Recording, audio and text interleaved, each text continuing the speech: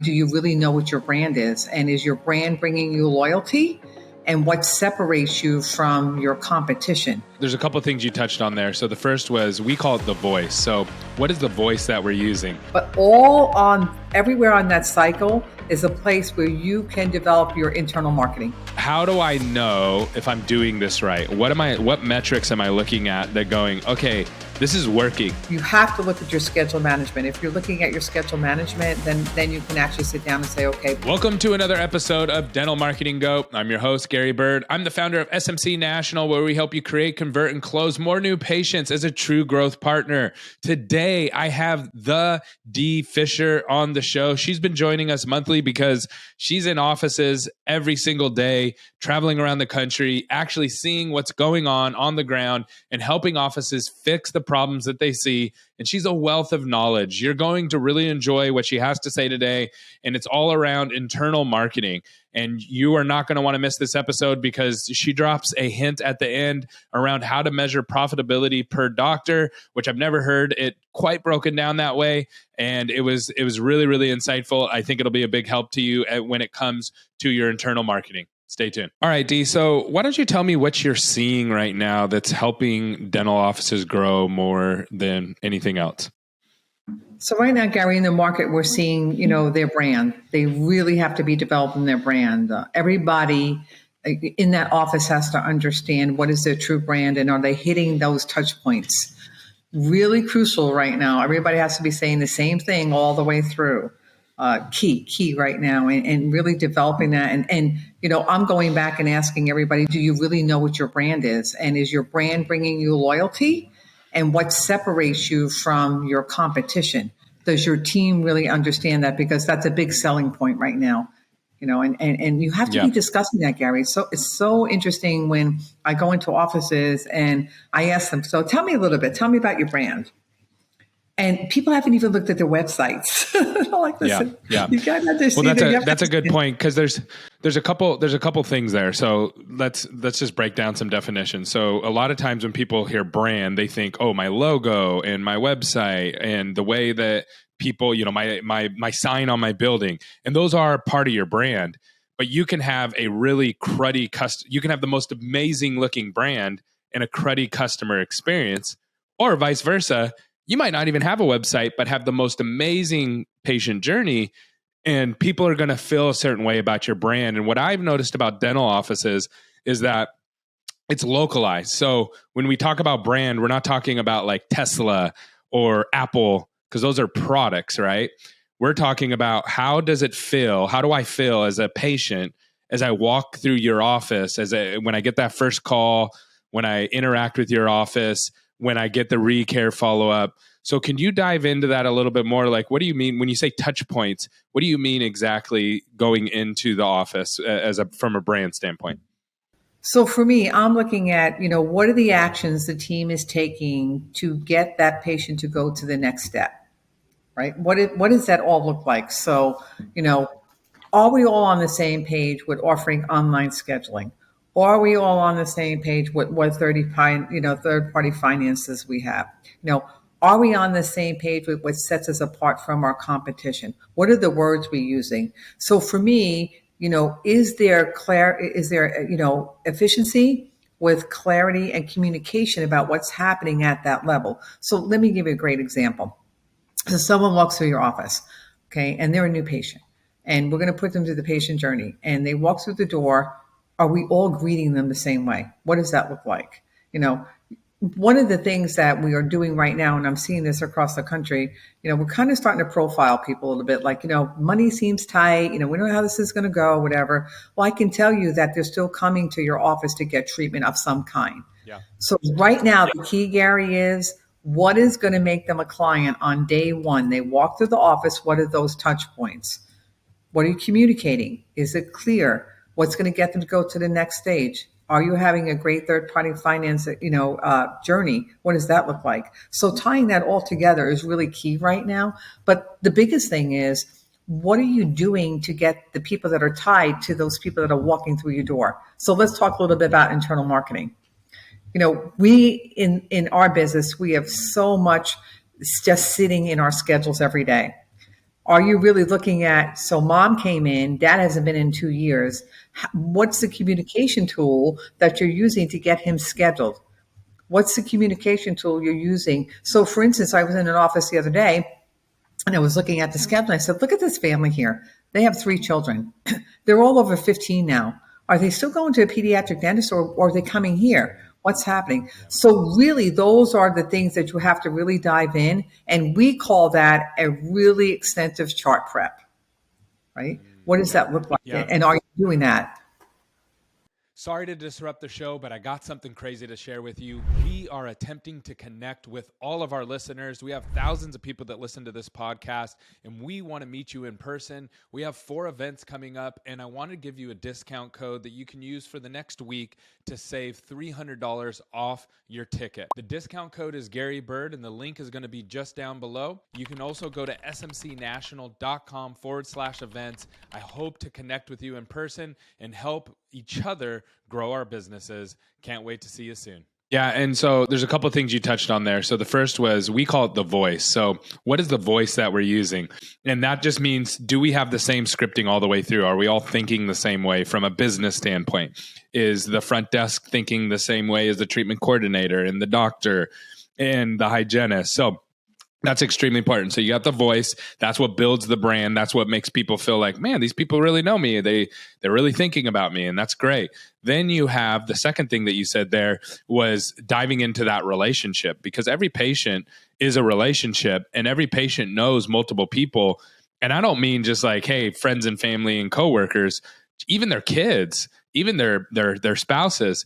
And so that's huge now. Before, and correct me if I'm wrong on this, Dee, before, offices didn't really worry about this because we had so many opportunities, and so people had money, and inflation hadn't hit. So people were happy to spend the money on the dentistry.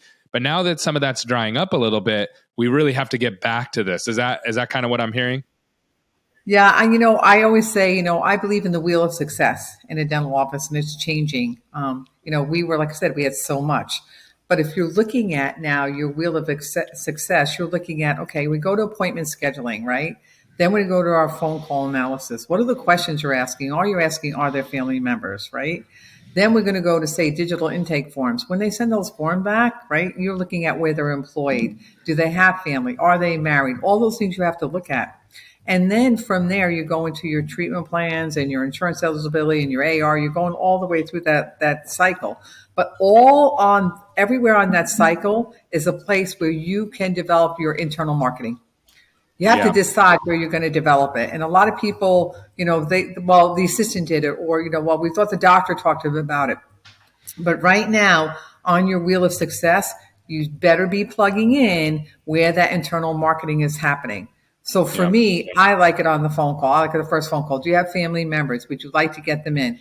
Well, just plant the seed, right? Or like one that I heard recently, Dee, is sorry to cut you off, but I heard an office say they answered the phone. It was somebody who's been coming to their office, or maybe it was a new patient. Doesn't matter either way. And they're talking to this woman, and she goes, "Okay, yeah, I want to get it scheduled." And then they asked, "Is there anybody else you'd like to schedule in your family at the same time, so that way it's just more convenient, so you don't have to come back?" So now you're presenting it as a value add to the person on the phone, and they schedule several more people, and that's several more new patients. So.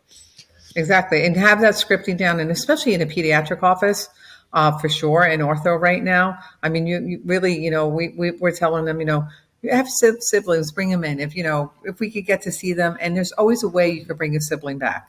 So just being really, you have to have the wheel of invention, kind of what I think now. You have your wheel of success and your wheel of invention. What does that look like?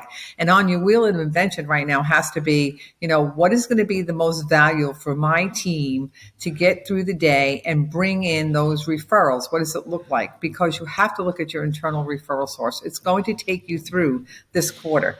What does that look like? And again, Gary, you could go back right now and say, okay, this is exactly an exercise I did with a team the other day. I said, let's sit down. Let's look at all our patients that are coming through the door, right? Let's look at their family members, all of them who haven't had cleanings or anything done in the last 6 months. But let's look at all those people who have insurance benefit, because it's paid at 100%. right? Hmm. So we sent Yeah. out a mass test and said, you haven't been in, we put in there, this visit is covered at 100%. Guess what happened? Yeah, I think I should come in. Yeah. Even if you got 10, Yeah. okay, whatever it may Yeah. be, It's it's going huge. to help. Yeah, it's going to help. And again, it's schedule management because we're short on hygiene. What does that look like? How are you schedule managing that in your book with your doctors? It's a lot of conversation there, but the thing is that if you could draw them in, that's where your future production is going to come from. Yeah. Well, okay. So let's say somebody, because this is a lot, right? There's a lot there, and this is not something you just bang out in 5 minutes, right? This is something that you develop in stages and you work on, and person by person. So how do I know if I'm doing this right? What metrics am I looking at that going, okay, this is working. I'm doing it right. I've implemented the first stage. I'm asking for every new patient or every patient that calls, I'm asking, hey, would you like to schedule anybody else? Is there anybody else in your family to save you some time? You can bring them at the same time. Or whatever. What metric then am I looking at? Is it more new patients? Is it more production? How do I know when this is actually working? So for me, I make it a very easy metric. So I ask 10 questions. I've asked 10 people to come in or send out 10 text messages. How many scheduled appointments did I make? Make it easy. Yeah, It's an that's easy it. metric that you could follow because people tend to make that complicated and you don't need to. So if I said to my front desk, listen, I want you to send out a mass text and I want you to send out 50, whatever it may be, right? I want you to tell me what by the end of 2 days, how many people responded and what was actually scheduled. So you can see that metric. But don't set up a metric to fail. Don't think you're going to send out 50 and get 50, right? Yeah, Because if you send yeah, out 50 and you get 10 and your average treatment plan's even $1,000 walking through, what does that look yeah. like for your month? Yeah, yeah, it's huge.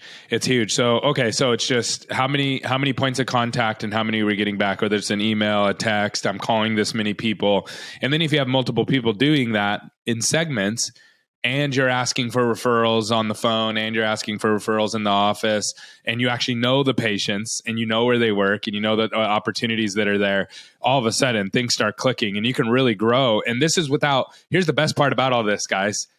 We didn't ask you to spend any money. You haven't spent a dime yet. You're using labor that you've already paid for, and you are leveraging relationships that you already have in place. So the best part about all of this, Dee, is that you're not increasing your marketing budget. You're not having to hire a new person. You're just focusing on tightening up your operational structure when it comes to how the patient is coming into your office. Yeah.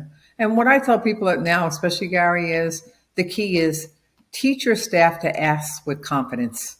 If you ask with confidence, you will get a good response. You can't be wishy-washy about this. You can't say, "Oh, would you like to come in?" You have to ask with confidence and teach we teach the doctors to ask with confidence. And it's amazing what can happen. And like you said, that's a training tool. It's, what's the tone? How are you asking? What are the verbals you're using? And that doesn't cost you anything. But Yeah. usually what happens is if you're asking with confidence, you're instilling confidence. And Yeah. 90, even if you do the 80-20 rule, 80, if you get a response 80-20, 80-20, you're doing really well. Yeah, yeah, that's really good. Is there anything else that you would bolt onto this, Dee, that say, okay, we got the internal marketing, and there's all these things that comes into the internal branding, the internal marketing. How do people feel? Is there any other key components inside of that we should really think through, or people that might not be as intuitive to people to understand? So right now, what I'm tying to it, Gary, is which I think is really important. I've told my owners and my associate doctors because it's really key to them. I want you to really look at your profitability as an associate and provider every day, because that's going to tell you the story. What is your, let's take the clinical out of it because we're in the business of dentistry right now. What is your profitability look at? So if you are able to take from the internal referrals and turn them into sales, what does that look like on your profitability side? And it's really easy. It's an easy exercise. If you look at, I had 10 people that walked through the door and I diagnosed $10,000. I only got $100 on the book. What is your profitability? So I'm really gearing them into looking at that now, because if I even tie it to the marketing, if I drew in 10, right, and I only got $100 on the book, well, what's your rate of return? So really with this, you have to follow your doctor's profitability, and people just see it as one big bucket. I am telling everyone in this climate, dig down by provider. And every good provider should know where they stand. Yeah. So how do you do that? So let's pretend I'm a provider and you're dealing with me. So you're not looking at the total offers, you're just looking at me. So what exactly are you looking at me as a provider to see if I'm successful or not from that profit perspective? Because this is different than like EBITDA and all that kind of stuff. I just want to call that out, right? It's totally different. Totally different. So let's just say you have 10 people on your, 10 customers coming through. I'm looking at what did you do with those 10 customers? How much did you treatment plan and how much got scheduled? Because if you're looking at, well, I had 10 patients and I treatment planned 1,000 for each one and I got 9,000 on the books, I'm going to be profitable. Pretty much, right? If you're so and then when you're thinking about profitability, you're just comparing it to what you're paying me, the doctor? Yes. Is that right? Yes. Okay. And I'll tell you why. Yes. Let's just pretend, let's just use some numbers. So let's say in a day, and I know these numbers are way off, but I got 10 patients. I had $10,000 of treatment that I did that we collected on, and I was paid $1,000 for that day. Let's just say, right? So that's obviously there's some profit there, but is that all you're looking at, or are you adding other components in there as well? That's all I'm looking at for two reasons. The first is, number one is our young associates have a lot of debt coming out of school. I'm looking at is their compensation where I need to keep them, to keep the retention. So what does that profitability look like? Because if I have a doctor that saw 10 patients and we only drew in, say, $500, right? You definitely know it's not, you can't sustain. You're not going to have that retention. So I look at doctor profitability for my associates as retention model. Okay. This is making sense to me now. So now what is for like a GP office? I'm not doing implants. I'm just doing bread and butter dentistry. What kind of ROI window do I want to be at as a doctor? You have a range? It's for me to give you a range, Gary, is hard because everybody's procedure mix is so different. And that's the key is, right, tell people is, you have to look at your schedule management. If you're looking at your schedule management, then you can actually sit down and say, okay, but one thing you should have is metrics. Let's just say you have a doctor that's been with you and he's out of school and you want him to progress. You have to say within 30 days, he should be here. Within 60 days, he should be here.